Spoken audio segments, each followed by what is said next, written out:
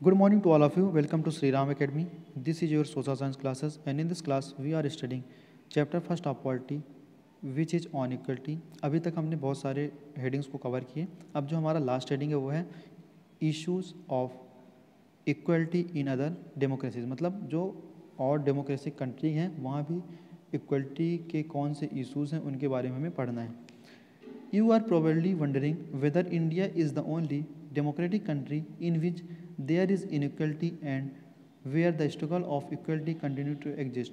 मतलब आप अभी यही सोच रहे होंगे कि जो ये इनइक्वलिटी होती है, लोगों को समान नहीं माना जाता है, लोगों को नीचा दिखाया जाता है, ये चीज़ें क्या हमारे कंट्री में ही हैं या फिर किसी दूसरे कंट्री में भी होती हैं. The truth is that in many democratic countries around the world, the issue of equality continue to be the key issue around which community struggle.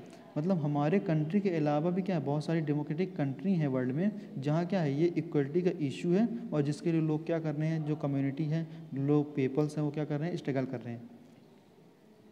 So for example, in the United States of America, the African American whose ancestors were the slaves who was brought over from Africa continue to describe their life today as largely unequal. मतलब अब ये example दिया हुआ है USA का, United state of America का, कि जो अफ्रीकन अमेरिकन पर्सन्स हैं. अब अफ्रीकन अमेरिकन पर्सन्स कौन, ऐसे लोग जिन्हें क्या हो गया था, जो इनके जो पूर्वज थे उनको, जो अफ्रीकन में जो लोग रहते थे, अफ्रीका में जो लोग रहते थे, तो उनको क्या किया था, अमेरिका के लोगों ने अपना गुलाम बना के अपने देश ले आए थे. तो अब जो इनकी जनरेशन आती गई, जो बच्चे हुए, उनके बच्चे हुए, तो अब इन्हें हम क्या बोलते हैं, अफ्रीकन अमेरिकन. ठीक, तो उनके साथ भी क्या होता है, अमेरिका में भेदभाव होता है, उन्हें भी अनइक्वल ट्रीट किया जाता है. This despite the fact that there was a movement in late 1950 to push for equal right for African American. अब 1950 में क्या हुआ, एक मूवमेंट हुआ, एक आंदोलन हुआ जिसने क्या किया कि अफ्रीकन अमेरिकन को बराबर का, समानता का अधिकार दिलाने के लिए आवाज़ उठाई. Prior to this, African Americans were treated extremely unequal in the United States and denied equality through law. मतलब कि इसके पहले, इस आंदोलन के पहले अफ्रीकन अमेरिकन को अनइक्वल ट्रीट किया जाता था और उन्हें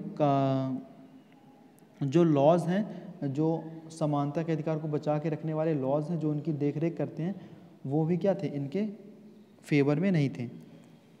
for example, when travelling bye बस they either had to sit at the back of the bus or get up from their seat whenever a white person wished to sit.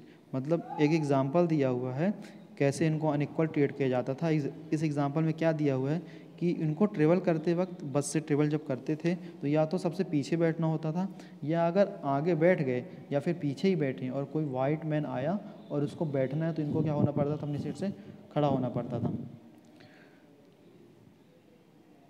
अब next paragraph में आ जाइए. Rosa Park was an African American woman.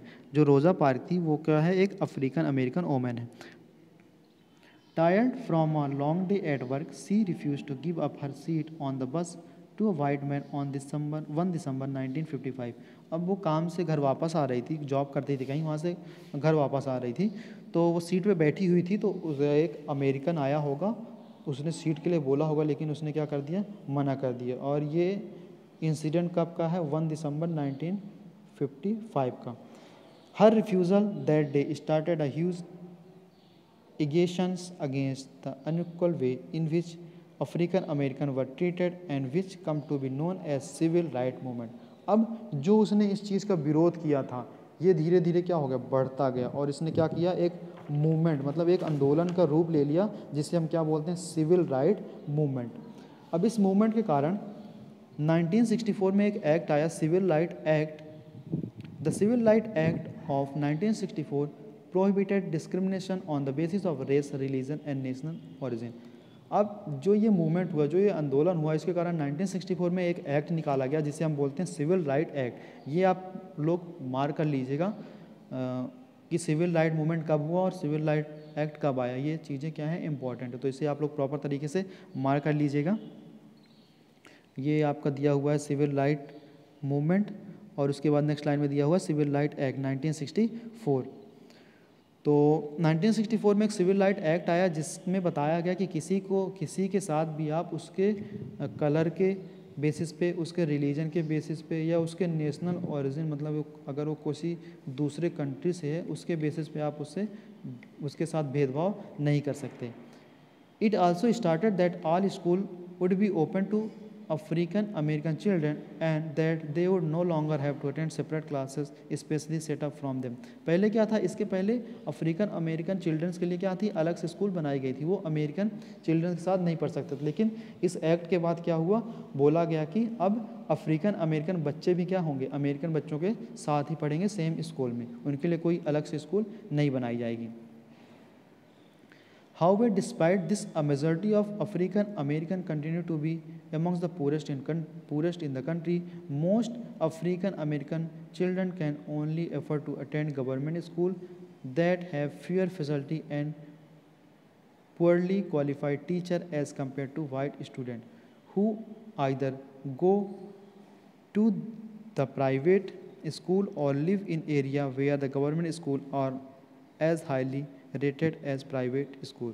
मतलब जो African American लोग थे वो क्या थे, बहुत ही गरीब थे। अब गरीबी के कारण उनके बच्चों को ऐसे स्कूल में पढ़ना पड़ रहा था जहाँ की फ़ीस बहुत कम है, जो बहुत बेकार गवर्नमेंट स्कूल थे। अब बेकार गवर्नमेंट स्कूल मतलब कि वहाँ ना तो पढ़ाई की फैसिलिटी थी, ना प्रॉपर टीचर थे, मतलब कोई भी फैसिलिटी नहीं थी। लेकिन जो वाइट जो मैंस थे, जो अमेरिकन मैंस थे, उनके जो बच्चे थे वो या तो रिच स्कूल में पढ़ते थे, प्राइवेट रिच स्कूल में पढ़ते थे, या फिर ऐसी गवर्नमेंट स्कूल में पढ़ते थे जहाँ सारी फैसिलिटीज़ क्या हैं, अवेलेबल है, जिन्हें प्राइवेट स्कूल के बराबर का क्या दिया गया, रेटिंग दी गई है।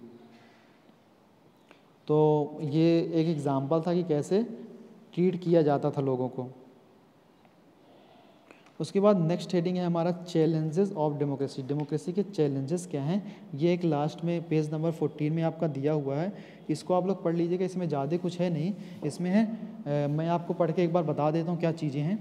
No country can be describe as being completely democratic, there are always community and individual trying to expand the idea of democracy and push for a great recognisation of equality और existing as well as new issue.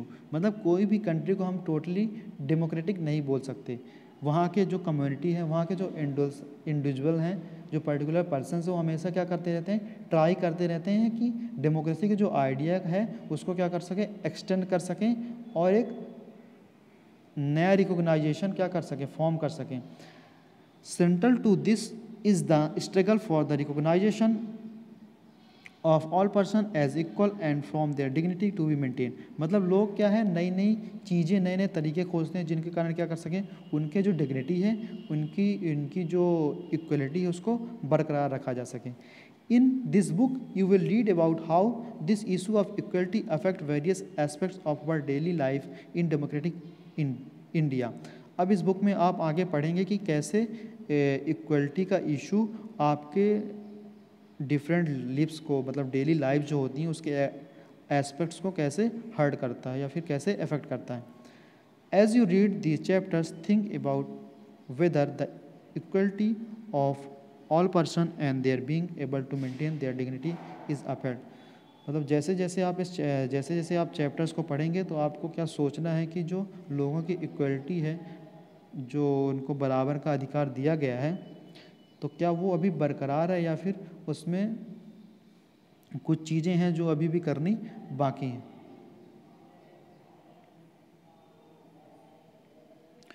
Okay, तो ये हमारा chapter on equality ख़त्म हो गया है। इसके question answers आपको प्रोवाइड कर दिए जाएंगे। बाकी आई होप कि जो चीज़ें मैंने आपको बताई आपको प्रॉपर तरीके से सारी चीज़ें क्लियर हुई होंगी। अगर आपको कुछ भी डाउट है regarding this chapter, so you will contact. Thank you so much and have a nice day.